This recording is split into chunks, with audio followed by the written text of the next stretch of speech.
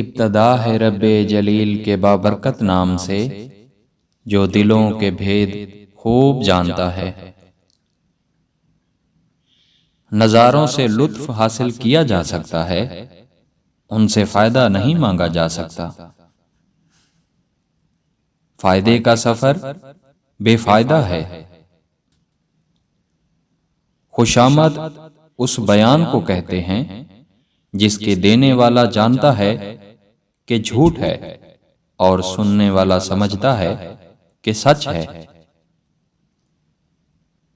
मुल्की मामलात की इस्लाह की बजाय शहंशाह अपने कसीदे सुनते हैं और रियाया को मरसिया ख्वानों के हवाले कर देते हैं।